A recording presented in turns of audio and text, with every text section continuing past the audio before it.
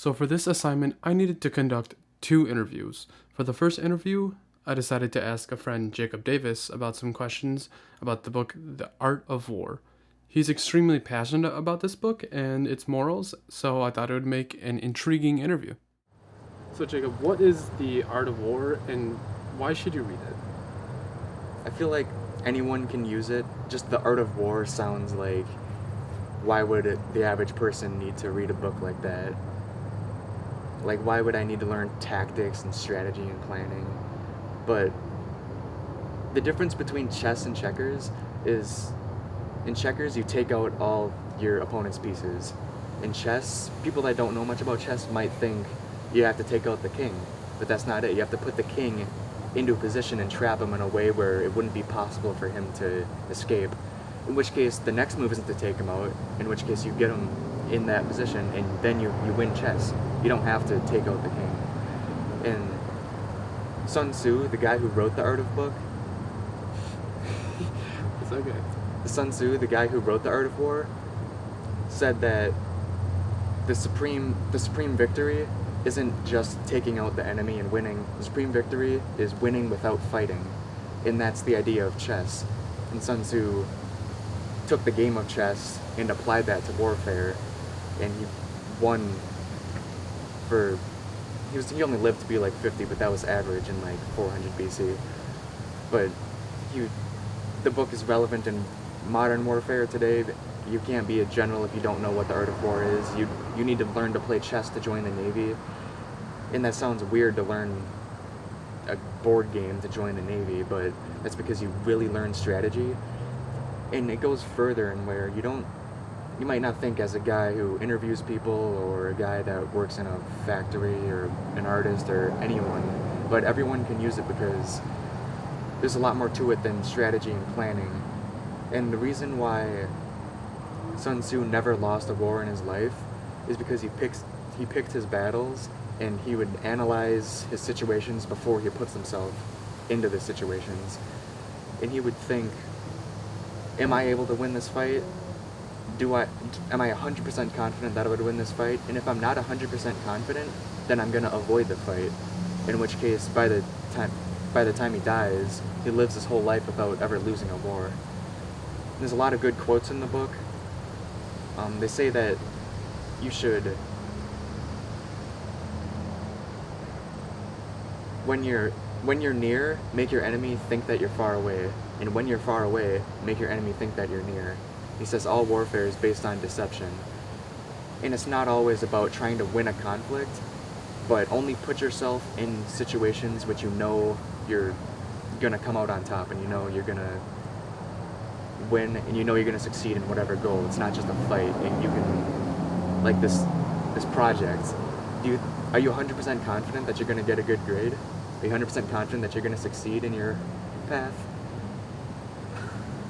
If you're not 100% confident, analyze your situation better and adjust before putting yourself in the situation.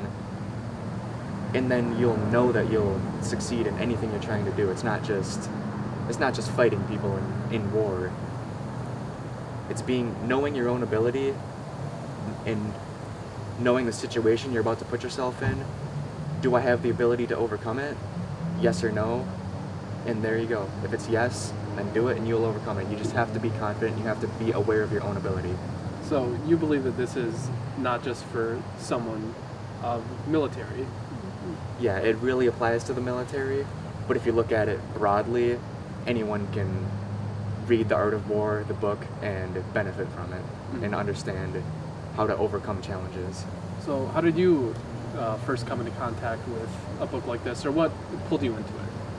Well, there was actually a music album called The Art of War by the band Sabaton.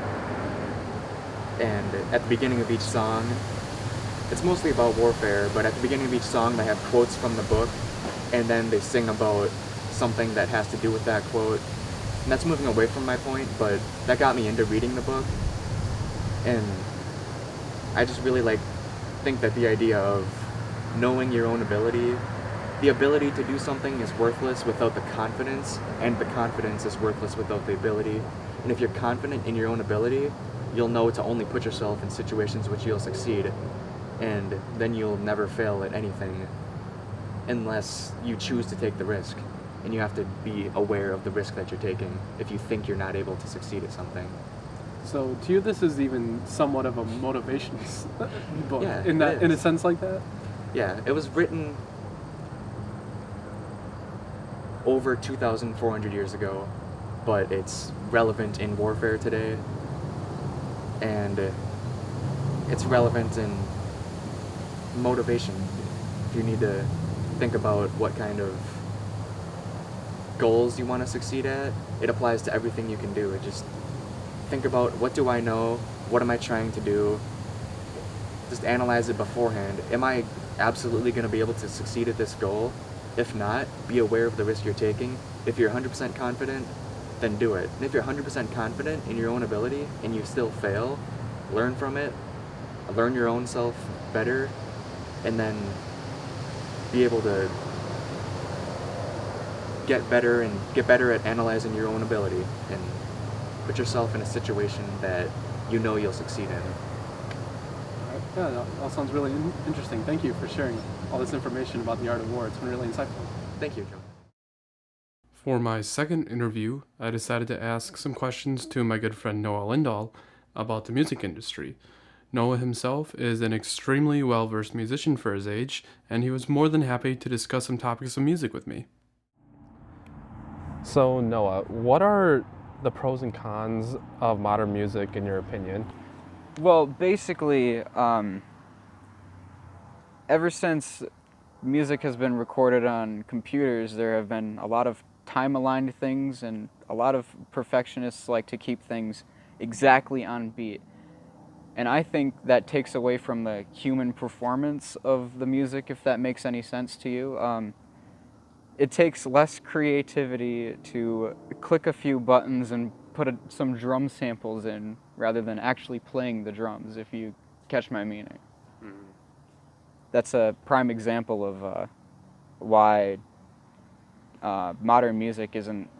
I just don't think that it's as creative as normal session musicians would be playing, you know? And what is your definitive way of making music? Well, I don't think there's really much of a set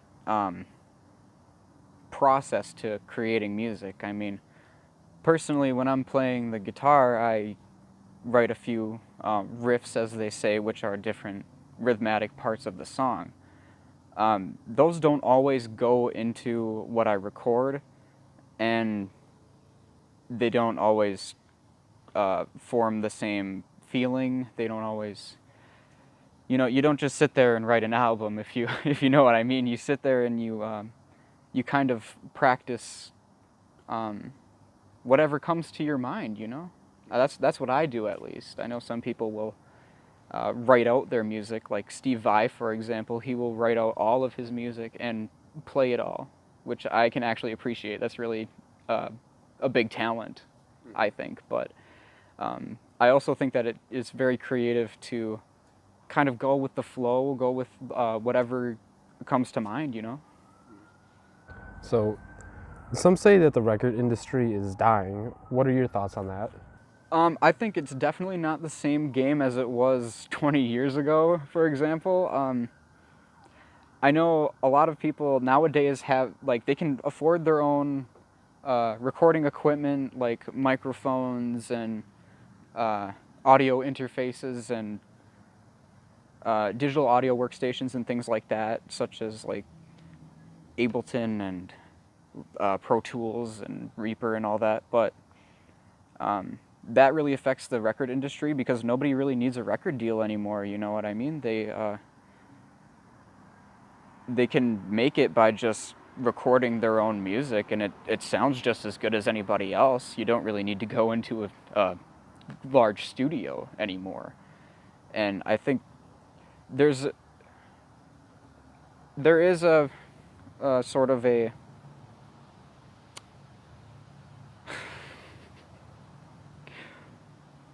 I lost it. I lost the word that I was going for. I'm sorry. That's okay. There's a point to be made. Yes, there's a point to be made about the record industry dying. Yes, I understand that. But on the contrary, bands can still make records, obviously. People will still listen to music. But another thing is nobody's buying cassette tapes anymore, obviously. No one's really buying CDs anymore. People still buy LPs a lot, but that's sort of a niche thing. Most people use Spotify or Apple Music or Play Music or whatever. Pandora Radio. I don't know what the kids use these days, but I know bands don't make a lot of money off of those streaming services, but they do make a lot of money mostly on ticket sales, merchandise, anything that they can sell of their own rather than getting plays by streaming companies. So the record industry, it's kind of dying, but at the same time, there's alternative ways for bands to make money, and it's not really that big of a deal, if you know what I mean. Mm-hmm. It's not to the point where it's actually a dead thing. Mm-hmm. So after all this, what are some of your favorite modern bands today? Well, some of my favorite modern bands would be bands like, I'm kind of a metal guy, so bands like Power Trip, for example, which we just lost the lead singer, rest in peace, Riley Gale.